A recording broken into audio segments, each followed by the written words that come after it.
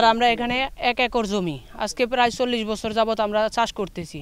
কিছুদিন আগে স্যার আমরা এই জমি চাষ করতে যাই অনেক ধরনের বৃষ্টি বাদলের কারণে একটা মার খেয়েছি। মার খাওয়ার পরে স্যার আমরা ব্যাংকের থেকে লোন নিছি। ব্যাংকের থেকে লোন নিয়ে আবার এই 1 একর জমিতে আমরা ওই যে ধান কেনার পরে ধান বোনার পরে জ্বালা রোপণ করছি স্যার।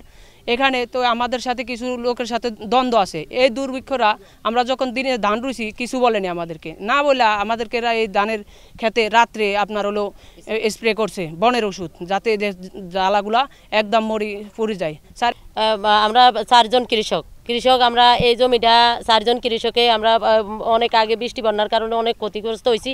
তারপর আমরা এই জ্বালা রোপণের কারণে আমরা ঋণ করিয়া অনেক টাকা ধার নিয়ে এই জমি আমরা চাষ করছি। চাষ করার পরে বিদ্যুৎকারীরা আমাকে এই জমি নিয়ে রাতের অন্ধকারে একটা বনের ওষুধ দিয়া ওই জমিটারে স্প্রে করি জমিটা জ্বালাই দিছে। এখন আমরা অনেক ক্ষতিগ্রস্ত রয়েছি। এই ক্ষতিগ্রস্তর বিচার চাই, কেন আমাকে এই অত্যাচারীরা আমাকে উপরে চলে, এরা অনেক আমাকে অত্যাচার করছে এই দুর্বৃত্তরা। এই জ্বালা ফোড়ার কারণে হিসাবে আমরা এই 4 জন লোক এখন 10 লক্ষ টাকা ক্ষয়ক্ষতির ভিতরে সার পড়ে গেছি। এখন এই ক্ষয়ক্ষতি কি দিয়ে পূরণ করুম এরকম কোনো সম্পদ আর নাই। নিশ্চিন্তে খান স্বাস্থ্যকর অল টাইম পান, অল টাইম হেলদি লাইফ। এই জমির শত্রুতা আমি তাইলে আমার লগে আছে, ওর লগে জ্বালার লগে জমিনের লগে তো কোনো শত্রুতা আমি নেই স্যার। আমি রুইছি হয়তো যে ব্যবসা দিয়ে আমি উন্নতি করুম, সেই চলাফেরা যেটা দিয়া খামু গৃহস্থী চাষবাস, সেই চাষবাসের আমার জন্য শেষ করে দিছে। এখন আমি মনে করেন কয়বার ব্যাংকের থেকে তিসিতেনে কয়বার টাকা লমু, মানুষের জ্বালা কয়বার যাইতে পারে, কয়বার কিনতে পারে মানুষের কাছে সবসময়। এখন এই সময় মানুষের হাতে এমন এই সময় আমার চলতে এখন আমার কিছু নেই স্যার, আমার শুধু আছে গড্ডা আর কোনো কিছু নেই। এখন আমি কি দৌড়ে চলি ফিরি খামু, এখন আমি কী বাজে আমি ঋণটা শোধ করুম। আমরা গত বৃহস্পতিবারে আমরা জমিন রুইছি, আমাদের জ্বালা ক্ষতি হয়ে গেছে। তারপরে আমরা জমিনে জ্বালা নাই, তারপরে আমরা জ্বালা কিনছি। 1 কেজি জ্বালা 1200-1500 টাকা কেজি।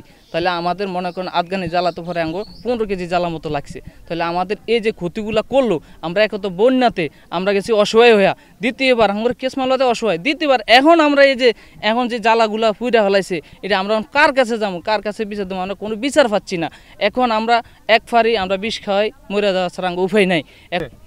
আবু ব্যাপারী হের ছেলেরা সহকারে এই জমিগুলিরে এই জ্বালাগুলিরে বনের ওষুধ দেওয়া সব জ্বালা তছনছ করে এলেছে। আমাদেরকে আবার মারধর করে।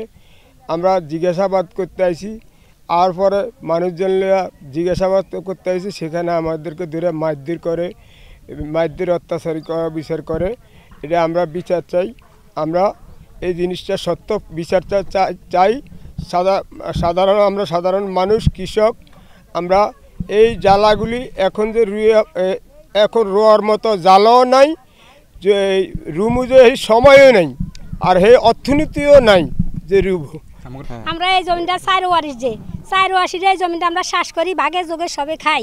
আমরা হিরে 4 ওয়ারিশ এই খেটটা রুইছি, যে মানুষ টানুষ লই আমরা 4 ওয়ারিশে রুইছি। আমাকে 4 ওয়ারিশের পে এই অত্যাচার দি করতে আছে, আমাদের ধান খেতে হইয়া খাইতে দিব না। আমরা লেনদেন যত করছি, দেনা ফেনা করছি, ঋণ লইছি, আমরা খেয়াল হয়েছি আমরা বেচা কিনা, যে এই ধান বেচা কিনা আমরা ঋণ শোধ করুম। মানে আমরা ঋণ শোধ করি না, কোনো পথ দেয় না আমার ইয়া।